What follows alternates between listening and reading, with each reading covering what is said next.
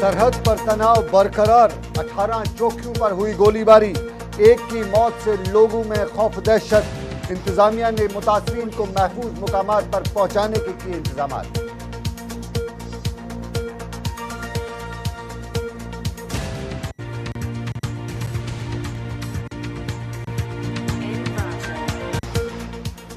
जम्मू कश्मीर की सरकार का तनाव भी बराबर जारी। पीडीपी के साथ साथ भाजपा नेशनल कॉन्फ्रेंस से भी कर रही है बातचीत। 10 तारीख को हो सकता है फैसला।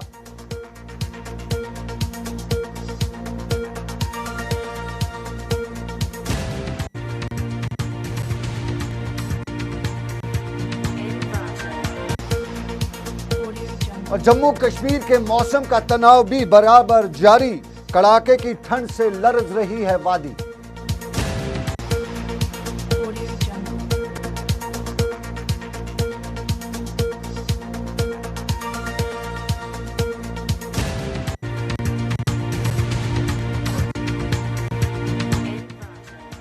आदाब नाज़रीन, मैं हूं सनम एजाज, उर्दू खबरनामा लेकर। और अब तक की बड़ी बड़ी खबरों में सबसे पहले लाइन ऑफ कंट्रोल के साथ साथ इंटरनेशनल बॉर्डर और इंटरनेशनल बॉर्डर पर हालिया तनाव के आसार खूब गर्म हो चुके हैं। और बाज़ एजेंसीज इतलात के मुताबिक लाइन ऑफ कंट्रोल के उस तरफ से पाकिस्तानी अफवाज ने सरहद की तरफ पेशकदमी भी कर दी है। और लाइन ऑफ कंट्रोल के साथ साथ अगर जब भारत की तरफ से इस इलाके में BSF तैनात रहती है, वहीं उस तरफ से ये काम रेंजर्स अंजाम देते हैं। और अब खबरें यही हैं कि पाकिस्तानी अफवाज आगे के लिए पेशकदमी कर रही है और ये पाकिस्तानी अफवाज की पेशकदमी किसी बड़े मार्के का पेशखिमाम भी हो सकती है। जम्मू कश्मीर की सूरत हाल, लाइन ऑफ कंट्रोल पर तनाव और उस सारे के साथ साथ हमारे साथी विनोद कुमार सीधा इस वक्त इंटरनेशनल बॉर्डर पर मौजूद हैं। सीधा इंटरनेशनल बॉर्डर के अखनूर सेक्टर में चलते, हम सांबा सेक्टर और कठुआ सेक्टर में चलते हैं। हमारे साथी विनोद कुमार वहां पे मौजूद हैं। विनोद जी, बताइए क्या है ताज़ा तरीन सूरत? खबर यही है कि एक महिला, एक खातून की मौत भी हुई है। देखिए सनम, इस वक्त हम चकड़ा गांव में है जो इंटरनेशनल बॉर्डर से कुछ ही दूरी पर है और वहां पे लोगों में बड़ी दहशत का माहौल है। ऐसा लग रहा है कि उन्होंने जो बीती रात गुजारी है वो मौत को बड़े करीब से देखा है और बारूद और धमाके के साए में गुजारी है। लेकिन हौसला उनका प्राप्त नहीं हुआ है। वो कहते हैं कि एक बार फाइनल हो ही जाए। आखिर पाकिस्तान बार बार क्यों सीजफायर का उल्लंघन करता है और भारत को अब माकूल और जवाब देना चाहिए। लेकिन ये कहीं ना कहीं बात उनके दिल में घर कर गई है कि आखिर कब तक ये सिलसिला चलता रहेगा। बीती रात को उनका कहना है कि जरूरत से ज्यादा हैवी शेलिंग हुई है। ऐसे पहले कभी हैवी शेलिंग नहीं हुई थी। इससे पहले भी प्लान किया है उन्होंने, लेकिन उनका कहना है कि बीती रात एक ऐसी रात थी जिसको वो कभी याद नहीं करना चाहते हैं।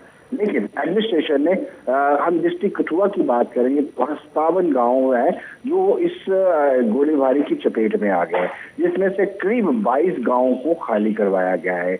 हम एक खास गांव की बात करेंगे, उसको उसमें जितने भी लोग बंद थे उनको बख्तरबंद गाड़ियों में लाया गया और सुरक्षित जगहों पे बुलेट प्रूफ गाड़ियों में ला करके सुरक्षित गांव जो हमारे साथ जिस गांव में हम खड़े हैं, चकड़ा गांव है, वहां पे लाया जा रहा है उनको। बाकी गांव में करीब 22 गांव को गांव में बसों को भेजा गया, उनसे लाया गया। लेकिन लोगों में जो है सनम दहशत बिल्कुल बरकरार है। बिल्कुल बिल्कुल विनोद बिल्कुल दहशत होगी। गोले गिर रहे हैं, गोलियां चल रही हैं, मौत का मंजर है। लेकिन एक चीज जरूरी जानना चाहूंगा आपसे, क्या जो पलायन कर रहे हैं, जो लोग वहां से हिजरत कर रहे हैं, निकल रहे हैं वहां से, जो लोग जिनको एडमिनिस्ट्रेशन निकाल रही है, उनके लिए जो शिविर बनाए गए हैं, रिहाइश के लिए इंतजाम किए गए, किस तरह के वहां पे उनको इंतजाम हैं? कड़ाके की ठंड भी हो सकती है, खाने पीने की किस तरह व्यवस्था की गई है? देखिए, प्रॉम्प्ट एक्शन, इसमें मैं तारीफ करूंगा डिस्ट्रिक्ट एडमिनिस्ट्रेशन की, चाहे वो सांबा हो या फिर कठुआ हो। दोनों ही डिस्ट्रिक्ट्स में पूरी तरह से व्यवस्था की गई है। डिस्ट्रिक्ट कठुआ से हमारी बातचीत हुई है डॉक्टर शाहिद इकबाल से। उन्होंने बताया है कि सबके खाने की व्यवस्था कर दी गई है। जो पहले शिविर थे उन्हीं शिविरों को दोबारा से स्थापित किया गया, वहां पर लोगों को लाया जा रहा है। इसके अलावा सर्दी को देखते, सर्दी के मद्देनजर ब्लैंकेट्स की खास व्यवस्था की गई है। खाने पीने की भी व्यवस्था को लेकर के उन्होंने CAPD और जो अन्य संस्थाएं हैं उनसे राशन की व्यवस्था की है। अभी तक लोग फिलहाल संतुष्ट नजर आए जो लोगों से भी हमने बातचीत की। उन्होंने कहा कि पाकिस्तानी गोलाबारी से वो त्रास्त है, लेकिन वो ये भी कहते हैं कि भारत जो कर रहा है अब ठीक कर रहा है, माकूल जवाब दे रहा है, पाकिस्तान का मुंह तोड़ जवाब देना चाहिए। लेकिन उन्होंने कहा कि बॉर्डर्स पर रहने वाले, खासतौर पर इंटरनेशनल बॉर्डर पर रहने वाले लोगों को सेफर प्लेसेस पे 5-5 मरने के सुरक्षित जगहों पर प्लाट दिए जाने चाहिए, ताकि ऐसी परिस्थिति में वो उनको किसी तरह का कोई नुकसान ना हो। अलबत्ता उन्होंने कहा कि वो प्रशासन के साथ छाना बशाना, कंधे से कंधा मिलाकर चलने के लिए तैयार है। विनोद जी, संक्षेप में जानना चाहूंगा, मुख्तसरन आपसे जानना चाहूंगा, खबर यह है कि एक महिला की मौत हुई है, एक खातून की मौत हुई है, उसके साथ साथ घायल भी हुए हैं। बताइए थोड़ी, कितने लोग घायल हुए हैं, किस तरह के हालात, लोगों को नुकसान हुआ है? 9 के करीब बताया जा रहा है। डिटेल जो टोटल जैसे दोनों सांबा और कठुआ की आ रही है, 9 इंजर्ड है, एक की कैजुअलिटी बताई जा रही है, लेकिन कंफर्मेशन नहीं हो पा रही है। लेकिन ये है कि ये सुबह हुआ है, रात को जैसे ही पाकिस्तान ने करीब 9:30 बजे के करीब गोलीबारी शुरू की थी, तो एडमिनिस्ट्रेशन ने अपने नंबरदारों, पंचों, सरपंचों की मदद से लोगों तक ये संदेश पहुंचा दिया था कि आप अपनी लाइट ऑफ करके लाइट को ऑफ कर दीजिए और बाहर मत निकलिए। और रात को किसी तरह की कोई कैजुअलिटी नहीं हुई, कोई नुकसान नहीं हुआ। अलबत्ता सुबह जब लोग बाहर निकले और उस वक्त जो सुबह की फायरिंग हुई है, हैवी फायरिंग, उसमें ये कैजुअलिटी या इंजर्स जो लोग हुए हैं। चलिए, बहुत शुक्रिया विनोद कुमार जम्मू से पूरी जानकारी देने के लिए। इंटरनेशनल बॉर्डर से हमारे सहयोगी, हमारे साथी विनोद कुमार पूरी जानकारी दे रहे थे। एक महिला की खातून की मौत हो चुकी है और उसके साथ साथ जैसा कि विनोद कुमार ने बताया कि करीबन 9 लोग जख्मी हुए हैं। इस पूरी जानकारी, इस पूरी खबर पर हमारी नजर रहेगी। लेकिन इसी खबर की अगर बात करें तो साल लाइन ऑफ कंट्रोल के नज़दीक के रहने वाला इलाका और नए साल की आमद से इस बात की उम्मीद जागी थी कि हिंदुस्तान और पाकिस्तान में अमन और बेहतर ताल्लुकात, ये दोनों ममालिक इसी तरफ तवज्जो देंगे, लेकिन ऐसा नहीं हो पाया है। और नए साल के आगाज़ से ही दोनों मुल्कों के दरमियान बैनुल-अक़वामी सरहद पर जंगी सूरत-ए-हाल पैदा हो गई है। हिंदुस्तानी और पाकिस्तानी अफवाज के दरमियान जारी कशीदगी और जंगबंदी की खिलाफ वर्जियों से सरहद पर सख्त तनाव की सूरत-ए-हाल जारी है और लोग दोनों अतराफ से नकल मकानी करने के अंदेशों से परेशान हैं। लोग घरों से निकलकर नज़दीक के इलाकों में जा रहे हैं और साल 2014 की तरह ही नए साल यानी साल 2015 में भी दो पड़ोसी ममालिक हिंदुस्तान और पाकिस्तान के दरमियान तनाव और कशीदगी की सूरत-ए-हाल जारी है। नए साल की आमद के मौके पर जहां दुनिया भर में अमन और खुशहाली की उम्मीद को लेकर नए साल का इस्तकबाल किया गया था, वहीं हिंदुस्तान और पाकिस्तान के दरमियान कोई खुशी नहीं बल्कि ताल्लुकात में बेहतरी आने के बजाय तल्खियाँ ही पैदा हुई हैं। इस बीच वजीर दाखिला राजनाथ सिंह ने आज मीडिया से बात करते हुए बताया कि वो चाहते हैं कि पाकिस्तान के साथ भारत के रिश्ते बेहतर हों, ताहम उन्हें समझ नहीं आ रहा है कि आखिर इन रिश्तों को क्या हो रहा है और ये क्यों हो रहा है। पाकिस्तान हमारा पड़ोसी देश है, हम ये चाहते हैं कि पाकिस्तान के साथ हमारे बेहतर रिश्ते हों। और आपने देखा कि जिस समय यहाँ शपथ ग्रहण समारोह था, उस समय भी प्रधानमंत्री जी ने वहाँ के पाकिस्तान के प्रधानमंत्री को आमंत्रित किया था और उनके साथ हाथ मिलाया था। हाथ मिलाकर हम यह संदेश ये देना चाहते थे कि हम केवल आपसे हाथ ही नहीं मिलाना चाहते, बल्कि पाकिस्तान के साथ हम दिल मिलाना चाहते हैं। लेकिन यह बात हमारी समझ के परे है कि बार बार इसके बावजूद, जबकि हम अपना हाथ आगे बढ़ा रहे हैं पाकिस्तान से दोस्ती के लिए, क्यों सीज फायर का वायलेशन पाकिस्तान के द्वारा किया जाता है, यह बात हमारी समझ में नहीं आती है। और हर बार पाकिस्तान को मात खानी पड़ती है। क्यों हो रहा है इस सरहद पर, यह सब कुछ समझ नहीं आ रहा है। उधर जिला इंतजामिया की बात करें तो जिला तरक्याती कमिश्नर सांबा ने आर पार फौजियों के दरमियान गोलाबारी से मुतासर इलाकों में अपना दौरा जारी रखा हुआ है और उन्होंने इन इलाकों में इलाके की सूरत-ए-हाल का जायजा भी लिया। जिला तरक्याती कमिश्नर इन इलाकों में मुमकिन गोलाबारी के पेश नज़र जानी नुकसानात से बचने के लिए लोगों को महफूज मुकामात तक पहुँचाने के लिए खसूसी इक़दाम भी उठाए हैं। देखिए, इसमें सांबा में, पर्टिकुलरली बैंगलाड़ में, रगाल में और गढ़वाल एरिया में, चलियारी में, मावा में और इस तरह के जो गांव हैं उनमें फायरिंग हुई है। और रामगढ़ सेक्टर में भी फायरिंग हुई है, मलूचक में, कमोर में। और हम पूरी स्थिति पे नज़र रखे हुए हैं। उसमें पुलिस एडमिनिस्ट्रेशन की तरफ से जो भी लोगों को असिस्टेंस है वो दी जा रही है और लोगों को सेफर जगह पे लाया गया भी है। और ज़रूरत होगी, जहां भी आवश्यकता होगी लोगों को सेफर जगह में लाने के लिए, उनको कैंप्स में रखने की जो प्रबंध है वो किया गया है।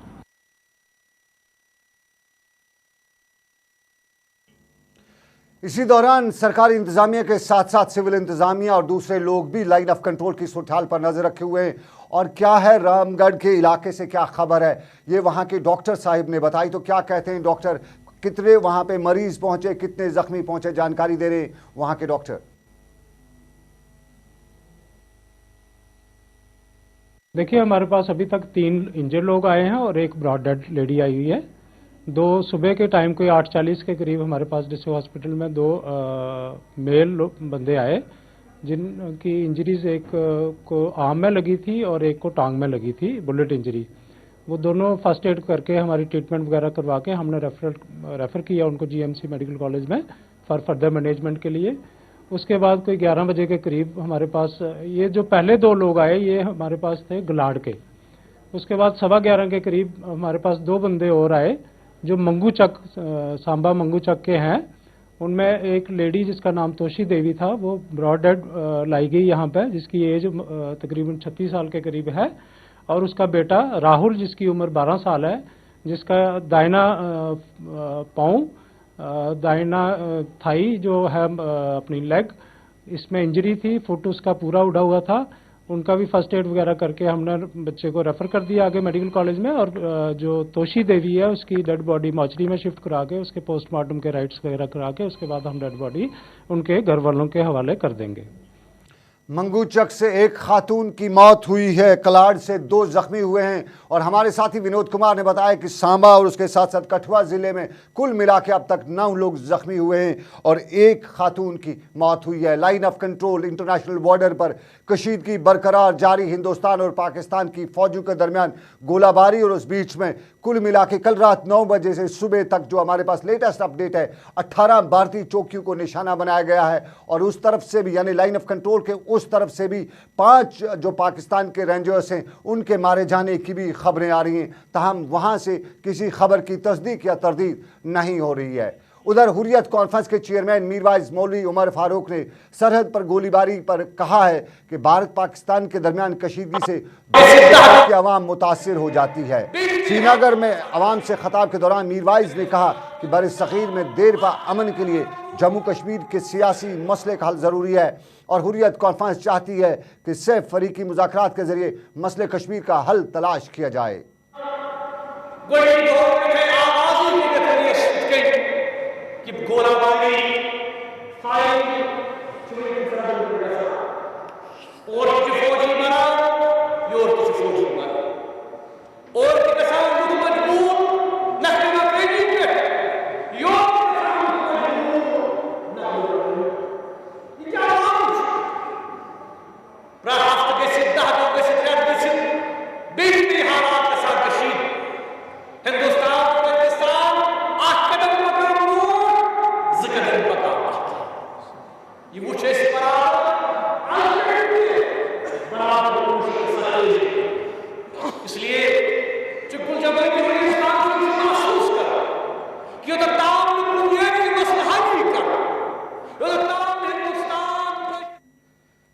चलिए, सरहद पे उगल रहे हैं गोले, उगल रही हैं तोपें गोले, लेकिन जम्मू कश्मीर में सरहद के सिवा और भी गम हैं। और जम्मू कश्मीर में नया गम नई सरकार का है। नई सरकार की जम्मू कश्मीर में तश्कील के हवाले से फिलहाल पीडीपी सख्त उलझन में सवार है। और ये पार्टी अभी फैसला कर ही नहीं पा रही है कि सरकार बनाने के लिए कौन सा रास्ता इख्तियार किया जाए। नई सरकार की तश्कील के हवाले से जारी तातुल की सूरत के बीच पीडीपी के सरपरस्त आला मुफ्ती मोहम्मद सईद और BJP senior leader Arun Jaitley के दरमियान एक टेलीफोनिक बातचीत होने की भी खबर है। और मालूम हुआ है कि दोनों के दरमियान नई सरकार के लिए पीडीपी और भाजपा के इत्तेहाद करने के तौर तरीकों पर तबादला ख्याल भी हुआ है। बताया ये भी जाता है कि दोनों लीडरों ने नई सरकार के लिए एक दूसरे के नुक्ता-ए निगाह से आगाही हासिल की। और ज़राए से ये भी मालूम हुआ है कि पीडीपी और बीजेपी के दरमियान अब फैसला को रस्मी बातचीत के लिए राह हमवार हो ही चुकी है। और अगले 2-1 रोज़ में शुरू होने वाली ये बातचीत के बाद सूरत करीबन 10 दिनों तक 10 तारीख तक साफ हो जाएगी। और ख़बर यही है कि 10 तारीख को जम्मू कश्मीर की नई सरकार बनेगी। इस बीच में 6 की तारीख काफ़ी अहम भी मानी जाती है, क्योंकि ये भी बताया जाता है कि वज़ीर आला नेशनल कॉन्फ्रेंस के सरपरस्त डॉक्टर फारूक अब्दुल्ला और कारगुजार वज़ीर आला उमर अब्दुल्ला भी वापस वादी जम्मू कश्मीर आ रहे हैं और उस बीच में बीजेपी और नेशनल कॉन्फ्रेंस की क्या बातचीत हो पाती है, क्या हुई है, ये भी काफ़ी अहम है। लेकिन खबरें यही हैं कि बीजेपी के साथ साथ अब की बार पीडीपी का जोड़ हो रहा है और 10 तारीख को पीडीपी और बीजेपी का जोड़ रंग ला सकता है।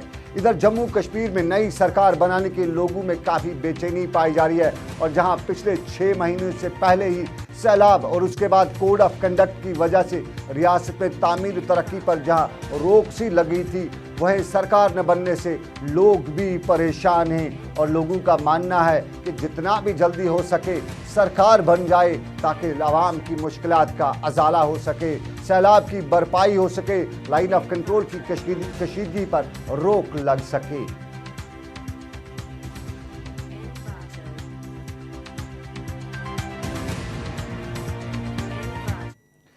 जम्मू कश्मीर में नई सरकार बनने के लोग मुतमन्नी हैं, चाहते हैं कि नई सरकार बने, जल्दी बने, क्योंकि जम्मू कश्मीर में और भी परेशानियां हैं। तो क्या है जम्मू कश्मीर और ख़ास तौर पे कश्मीर वादी में नई सरकार के हवाले से उम्मीदें?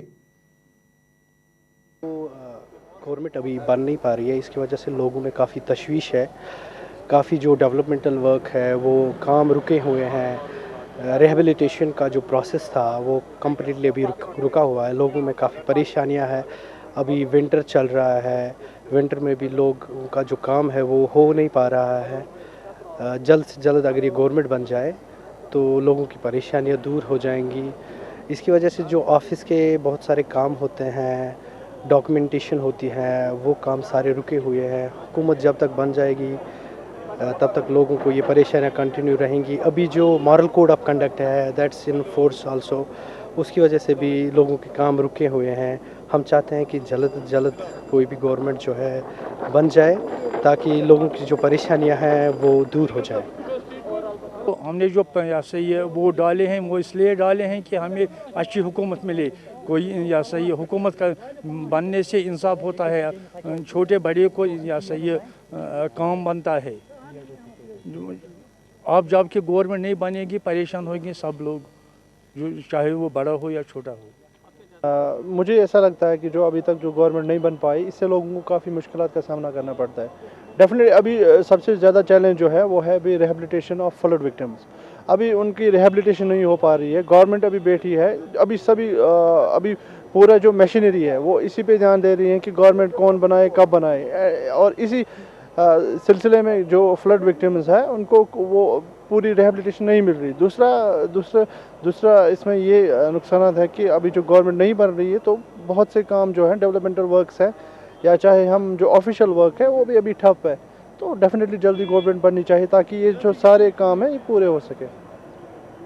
देखिए, जो ये डेडलॉक है उसकी वजह से लोगों को तो मुश्किलात का सामना करना पड़ रहा है। अगर हम देखेंगे ये साल जो 2014 का था, मतलब इसमें लोगों को काफ़ी मुश्किलात का सामना करना पड़ा। अगर हम देखें मई में यहाँ पे पार्लियामेंट इलेक्शंस हुए, उसके बाद मतलब सितंबर में यहाँ पे फ्लड आया, उसके बाद ही असेंबली मतलब इंतखाबात यहाँ पे कराए गए और अब फ्रैक्चर्ड मैंडेट आया है तो काफ़ी मतलब डेडलॉक जो हुआ है, गवर्नमेंट बन नहीं पा रही है। पीडीपी सिंगल लार्जेस्ट पार्टी के तौर पर उभर आई है, जम्मू में बीजेपी ने स्वीप किया है, तो मिल नहीं पा रही है आइडियोलॉजी। पीडीपी की एक आइडियोलॉजी है, बीजेपी की दूसरी आइडियोलॉजी है।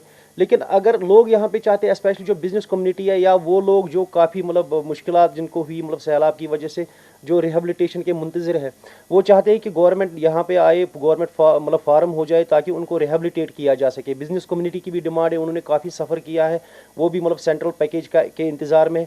जब गवर्नमेंट नहीं बन पा रही है स्टेट में तो पैकेज कहाँ से आएगी और रिहेबिलिटेट भी लोगों को नहीं किया जा सकता। और इस वक्त विंटर भी है, मतलब ऐसे भी लोग हैं जो यहाँ पे मतलब टेंट्स में मतलब अपनी रातें गुजार रहे हैं। तो मुझे लगता है मतलब जो भी मतलब जिन्होंने यहाँ पे सबसे ज़्यादा मतलब सीट्स हासिल की है उन पे ये जिम्मेदारी आयद होती है, रिस्पॉन्सिबिलिटी उनकी कि वो किसी नतीजे पे आए। हाँ, वो क्लियर करे कि क्या उनको मतलब गवर्नमेंट बनानी है कि नहीं बनानी है। उसके अलावा भी ऑप्शन दूसरे भी है ताकि लोग जो है मज़ीद मुश्किलात का सामना उनको न करना पड़े। ये है कि अगर हम एम्प्लॉयज़ का सेक्शन देखें, वो थोड़ा खुशी है इसमें, क्योंकि वो सोच रहे हैं कि अगर governor's rule, they are expecting governor's rule in state, तो उसमें they are expecting their own things कि उनको लगता है कि they won't be they don't have to abide with the rules of ministers and other bureaucrats, तो they will have to go by their officers guidance and orders.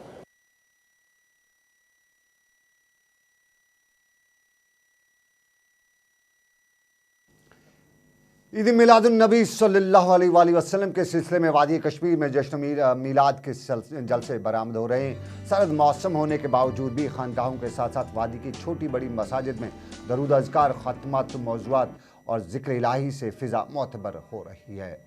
मौलूद Masood के सिलसिले में आज रात भर रियासत की मसाजिद, खानकाहों, दरगाहों में खसूसी तकरीबात का एहतमाम किया जाएगा और सबसे बड़ी तकरीब आसार शरीफ दरगाह हज़रत बल में मुनक्कद होगी, जहाँ फ़र्जंदान तौहीद रात भर ज़िक्र इलाही में महो रहेंगे और कल हर नमाज के बाद मोए मुक़द्दस सल्लल्लाहु अलैहि वसल्लम की ज़ियारत भी करवाई जाएगी। आज की रात काफ़ी अहम रात है।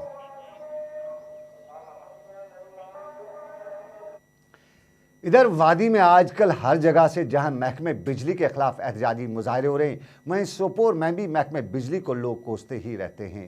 लोगों के मुताबिक अगरचे यहाँ बिजली की तरसीली लाइनें खंभों से जुड़ी हुई हैं, ताहम बिजली की झलक देखने के लिए लोग तरसते ही रहते हैं और बिजली की आंख मचोली को लेकर अब परेशानियों में लोग मुब्तला हुए हैं।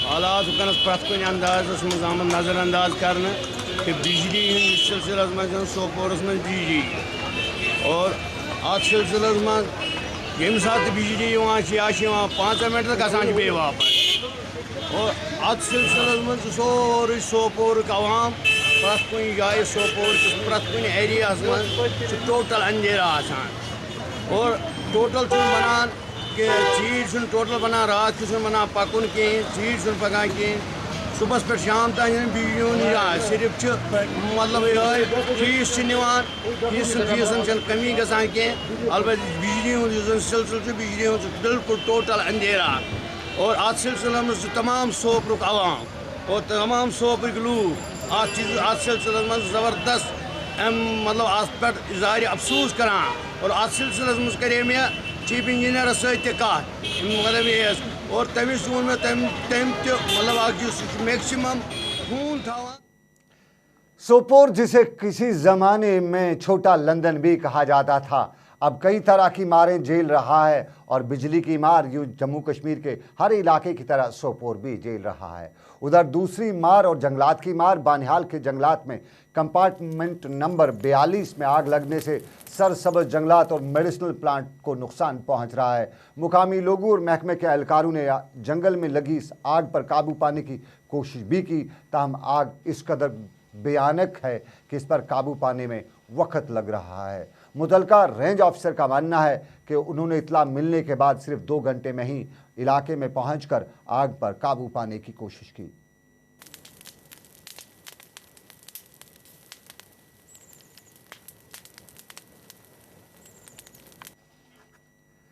तो ये था अभी तक का उर्दू खबरनामा। अगले बुलेटिन तक के लिए अपने मेज़बान सनम एजाज को इस वादे के साथ दीजिए इजाज़त कि ऊपर वाले ने चाहा फिर करेंगे आपसे मुलाकात अगले खबरनामे में। तब तक आप रखिएगा अपना ख्याल, दुआओं में हमें रखिएगा याद। अल्लाह आपका मेरा सबका निगहबान। अल्लाह हाफिज़।